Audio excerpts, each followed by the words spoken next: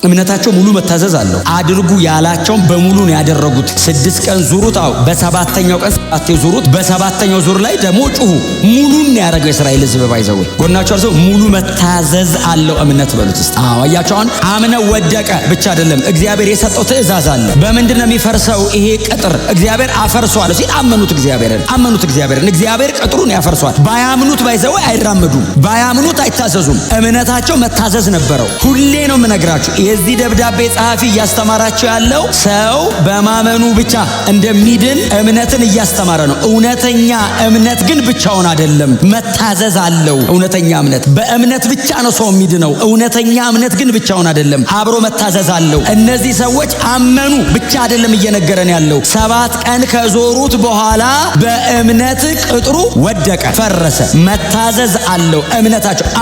አምነናል። ኢያሱ እግዚአብሔር እንደሚያፈርሰው አምነናል። እጃቸውን አጣምሮ አልተቀመጡ። እግዚአብሔር እንደዚህ የሚል ትእዛዝ ሰጣቸው። 6 ቀን ዙሩት፣ በሰባተኛው 7 ዙሩት። ማመናቸው ሙሉ መታዘዝ ነበረው። ኦልዌይስ ነው ባይዘው ኦቢዲየንስ አለው። መታዘዝ የሌለው እምነት ስራ እንደሌለው እምነት ሙት ነው። አምኛለሁ ብል ባልታዘዝ፣ አምኛለሁ ብል እግዚአብሔር በቅዱስ ቃል ውስጥ ያስቀመጠው ነገር እምፈጽም ባልሆን እምነቴ ከስጋ እንደተለየ ነፍስ የሞተ ነው። እውነተኛ እምነት መታዘዝን ገንዘብ ያደረገ ነው። እዚህ መጽሐፍ ላይ የተጻፉልን ሰዎች ከዚህ በፊት ያነሳናቸው፣ ለምሳሌ ላስቲክ ያነሳነው ሰው አመነ እግዚአብሔርን። ምንድን ነበር መታዘዙ? ከቤተ መንግስት መውጣቱ፣ የፈርዖንን ቤተ መንግስት መናቁ፣ የዚህን ዓለም ክብር መናቁ፣ በኃጢአት የሚገኝ ደስታን ከዘላለማዊ ክብር ጋር አነጻጽሮ ናቀ፣ ተወ፣ እምቢ አለ፣ ጨከነ። እምነቱ መታዘዝ አለው። አምነናል ጌታን፣ አምነናል ክርስቶስን፣ አምነናል እግዚአብሔርን። ይሄ እምነት መታዘዝን ገንዘብ ማድረግ አለበት። ማመናችን በተግባር በእርምጃ በመታዘዝ ፉልፊል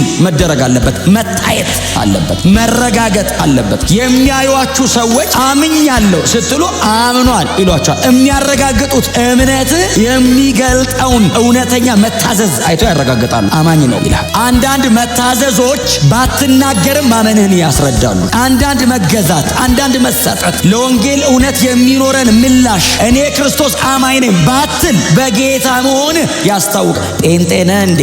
ምን ነው ትመስላለህ። አንዳንዱስ ጴንጤ ነኝ ብሎ አትመስልም። ምንም አዲስ ነህ እንዴ? አረ ቆይቻል። ታዲያ ምን ነው አትመስልም። ንግግርህ፣ ድርጊትህ፣ የምትሆነው ነገር ይገልጣል። ሙሉ መታዘዝ አለው። 7 ቀን ከዞሩት በኋላ መታዘዝ ነው፣ ኦቢዲየንስ ነው፣ ሰሚሽን ነው፣ መገዛታቸውን ነው። አምነነዋል እግዚአብሔር እንደሚያፈርሰው። በምን መንገድ ተገለጠ? 6 ቀን ዙሩታል፣ እንዞረዋለን። በዚህ መንገድ ነው የሚያፈርሰው። ለአይምሮ አይመችም፣ እናምነዋለን። ክብር ለኢየሱስ ይሁን። ስለዚህ እምነት በጣም ብዙ ተአምር አለ ኢያሱ መጽሐፍ ላይ። አሁን ይሄ ምዕራፍ 6 ላይ ያለውን አመጣው እሱ ራሱ እንጂ የሌለ ተአምር አለ ኢያሱ ላይ። ሌሎች የመጽሐፍ ቅዱስ ክፍሎች ላይ ያልተጠቀሱ በፍጥረት ታሪክ አንድ ጊዜ ብቻ የሆነ ተአምር አለ ኢያሱ መጽሐፍ ላይ። የፀሐይ መቆም አንዴ ነው የሆነው ባይዘው። እነዚህን ሁሉ ነገሮች አልጠቀሰም። የጠቀሰ የትኛው ነው? መታዘዛቸው የተገለጠበት ቦታ ላይ። እንደ ኢያሪኮ እግዚአብሔር ብዙ ዲማንድ ያደረገበት ቦታ የለም ከተአምሩ በፊት። ማመናችሁን እስቲ በሥራ አሳዩኛል እግዚአብሔር። በምን ሲሉት ቅጥር 6 ቀን ዙሩ።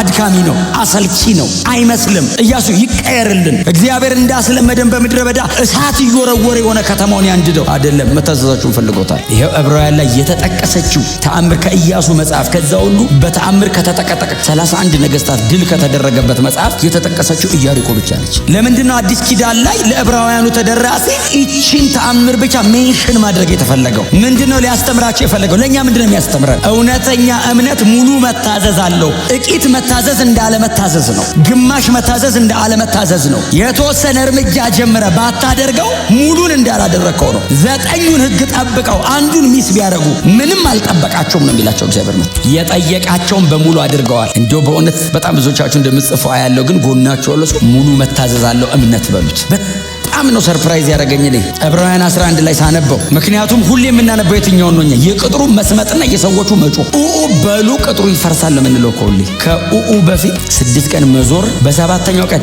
7 መዞር። ቀጥሎ የሚዞሩት ባይዘዌ ኖርማል ቅጥር አይደለም። ቅድም የነገርኳችሁ አይነት ማንም ሊነቀንቀው የማይችለውን ቅጥር ነው። ማንም ሊነቀንቀው አይችልም። እግዚአብሔር ብቻ ያደርገዋል ብለው አምነው ነው። በውጊያ አይገቡበትም፣ ተዋግተው አያሸንፉትም። በእምነት ብቻ ነው የሚያሸንፉት። እግዚአብሔርን በማመን ብቻ ነው ይሄ ድል የሚረጋገጠው። እስራኤል የፈለገውን ያክል ስኪልፉል ቢሆኑ ዋርፌር ላይ ጦርነት ላይ የፈለገ ስኪልፉል ቢሆኑ ኢያሪኮን ድል አያረጓትም። ኢያሪኮ ቀጥሯ ብቻ አይደለም ኃያላን አሏት። ግንባር የማይስታላት ኢያሪኮ። እግዚአብሔር መጣና እንደዚህ ያለ አትዋጉ፣ እኔን ታዘዙ። ምን እናርግ? ዙሩት በቃ እና እኔ እዋጋላችኋል። ከእናንተ ኦቢዲየንስ እኔን ማመናችሁን የማውቀው በመታዘዝ ነው። መሳሪያ ስለ ቀስትና ፍላጻ ተሸክመ ምሽግ ይዘህ አትዋጋ። አዎ እኔ እዋጋለሁ፣ አንተ ዙረው። እስቲ አሜን በሏ። እንደዚህ አይነት አሰራር ምናልባት ዛሬ ራሱ አሁን ለአንዳንዶቻችሁ በእውነት እንደ መልእክታችሁ ራሱ ከሆነ በጣም እያታገለ ያለው ነገር ካለ ታዘዝ ለጌታ። ኦቢዲየንስ ሰሚት አርግ። በእግዚአብሔር መገኘት ፊት በቅዱስ ቃሉ ፊት ውደቅ እስቲ። ከዛ ቀጥሎ ያንተ አይደለም የእግዚአብሔር ነው። ይሄው የነሱ አይደለም። የነሱ ምንድነው? መዞር፣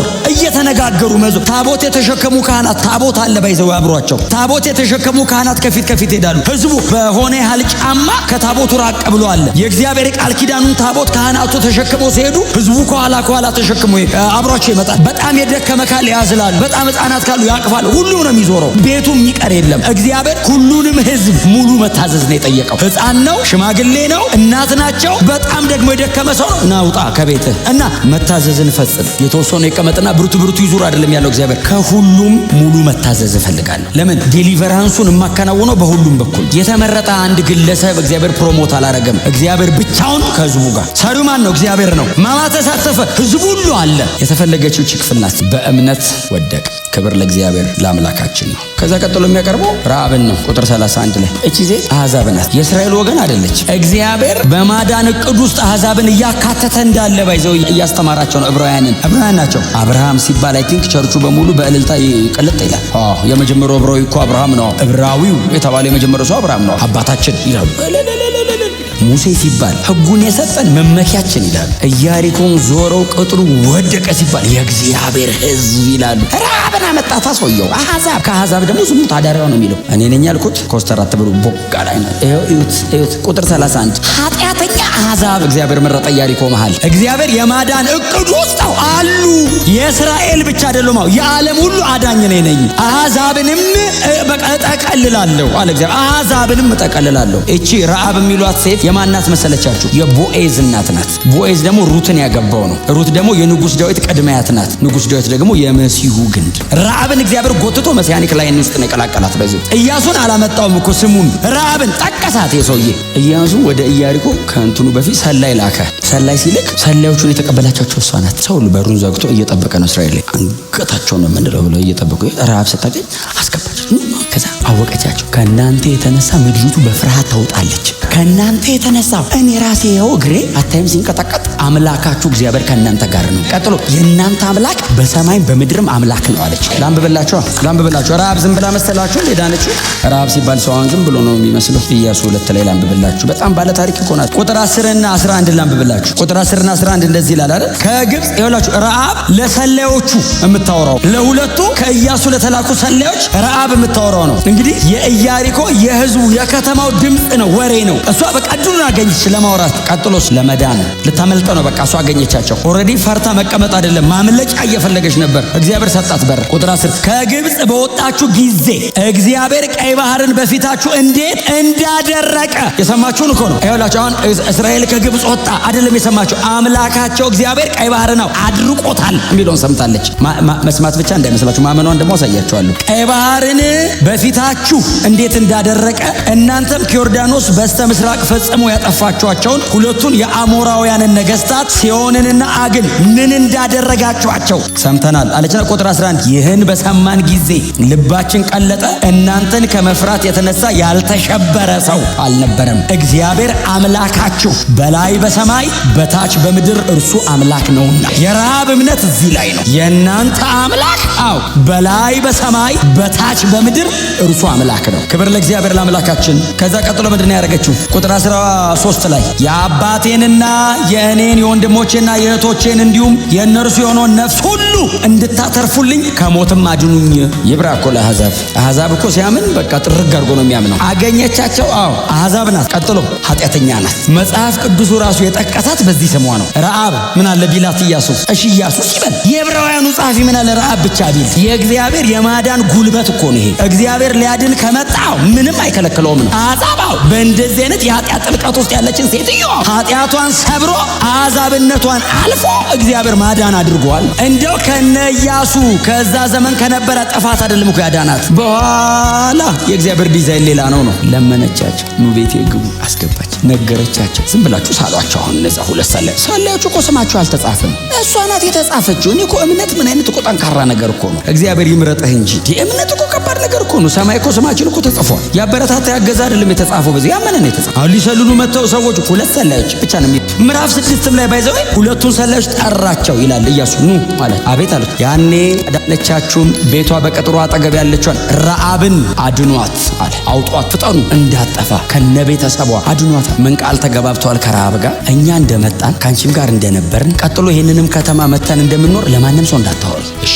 ሚስጥር ጠብቂ፣ እሺ? ቀጥሎ አሏት ስንመጣ ያንቺና የአባትሽን ቤት እንዳናጠፋ እኛ በወረድንበት በዚህ መስኮት በኩል ቀይ ፈትል ጨርቅ ወደ ታች አውርጂ። ቀዩን ፈትል ስናይ እንመጣለን፣ አንቺንና የአባትሽን ቤት ቀድመን እናወጣዋለን። ይዘጋድ ሪዴምፕቲቭ ወርክ። እኔ አሁን ቀዩ ፈትል ማለት ብዬ ብዙ ማብራራት አለብኝ። አልገባችሁ? ከቤተ መቅደሱ እንትን ጋር ማያያዝ አልባሉ። መጋረጃው ቀይ ነው ባይዘው። ወደ ቤተ መቅደስ ሊቀ ካህኑ በዓመት አንዴ ሲገባ አልፎ የሚገባው ገመዱ የሚታሰረው ገመድ ቀይ ነው። የቤተ መቅደሱ መጋረጃም ቀይ ነው። አሁን ለሷ እየነገሯት ያሉት እንደ ምልክት ነው። እግዚአብሔር ግን እየሰራ ያለው ምንድን ነው? የክርስቶስ ኢየሱስን የማዳን ስራ እያሳየ ነው። ቀጥሎ የሚሰራውን ስራ እያሳየ ነው። እግዚአብሔር አምላክ በቤተ መቅደሱ ላይ የሚያስቀምጠውን አንዱን ነገር እሷ ቤት ውስጥ እንደተገኘ የእግዚአብሔር በልጁ በኩል የሚያደርገው የማዳን እቅድ በክርስቶስ ኢየሱስ ደም ኃጢአት ሁሉ እንደሚወገድ በክርስቶስ ኢየሱስ ደም በኩል እግዚአብሔር ኃጢአትን አስወግዶ ሰዎችን እንደሚያድን እንደ ምልክት ነው። በቤትሽ በኩል ቀይ ጨርቅ አርገሽ አውርጂ ወደታች። እኛ ከሩቅ እናየዋለን። ከቤትሽ አንድ ሰው መንገድ ላይ እንዳይገኝ ቀዩ ፈትል ያለበት ቤት ውስጥ ያለ ሰው ብቻ ነው የሚድነው አለ። ከዛ ወጥቶ ቢገኝ ኃላፊነት አንወስድም እና ጥርግርግ አርገሽ ቤት ውስጥ አስቀምጫቸው። ከዛ ውጭ ያለ በሙሉ ይጠፋል። እዛ ውስጥ የተቀመጠ በሙሉ ግን ይድናል። አንድም ሰው እንደማይሞት እኛ ማረጋገጫ እንሰጣለን። ከሞተ እኛ በምትኩ እንሞታለን አሏት። ክብር ለኢየሱስ ይሁንለት። የእግዚአብሔር የማዳን እቅድ ነው።